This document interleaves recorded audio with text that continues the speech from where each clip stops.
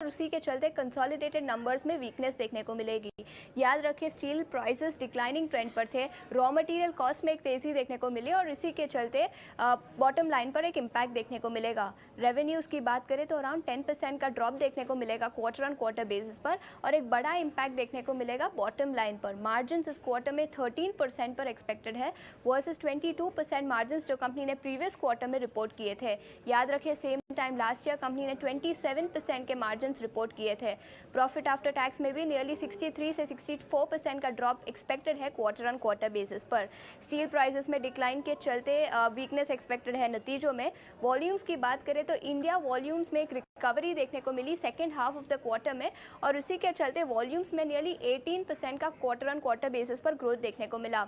लेकिन European operations में seasonality के इम्पैक्ट के चलते क्वार्टर ऑन क्वार्टर नियरली 18% का decline half of the quarter में और इसी के चलते वॉल्यूम्स में नियरली 18% का क्वार्टर ऑन क्वार्टर बेसिस पर ग्रोथ देखने को मिला।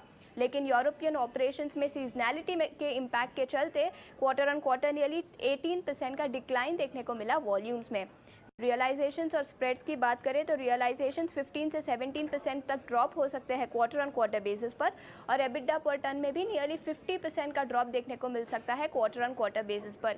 याद रखें रॉ मटेरियल जो कोकिंग कोल और आयरन और प्राइसेस कम हुए हैं उसका भी इम्पैक्ट देखने को मिलेगा, लेकिन इम्पैक्ट इस क्वार्टर में पार्टली देखने को मिलेगा और majority impact raw material price decline का अगले 2 क्वार्टर्स में देखने को मिल सकता है। मैनेजमेंट कमेंट्री और गाइडेंस की बात करें तो यूरोपियन ऑपरेशंस पर उनकी क्या राय रहेगी और ग्रीन एनर्जी में कंपनी कैसे ट्रांजिशन करती है उसके ऊपर उस कमेंट्री के ऊपर स्ट्रीट का व्यू रहेगा। But all in all weak set of numbers expected है। रियलाइजेशंस में डिक्लाइन के चलते इस क्वार्टर नतीजे कमज़ोर रहेंगे। ऑलराइट, ठीक है। तो वीक सेट ऑफ नंबर्स हैं टाटा स्टील से एक्सपेक्टेड और आप पूरे मेटल स्पेस पर आ रहे का प्रेशर भी देख रहे हैं। शिवांगी, आई नो आपने अभी जस्ट कहा कि इस वक्त आप बुलिश बेट्स लेना प्रेफर ज़्यादा करेंगी, पर क्या कोई शॉर्ट्स भी आपको सिस्टम में दिख रहे हैं अग्रेसिव जो मेटल स्पेस पर हैं और जहां पर प्रॉफिटेबल पोजीशंस हो सकती हैं, इन लेवल्स पर भी एंट्री करें या फिर हो गए हैं शॉर्ट ट्रेड्स? जी, स्पेसिफिकली अगर हम मेटल में टाटा स्टील की बात करें तो यहाँ पे एक 98 का सपोर्ट है जो पिछली बार कई बार से स्टॉक होल्ड कर रहा है।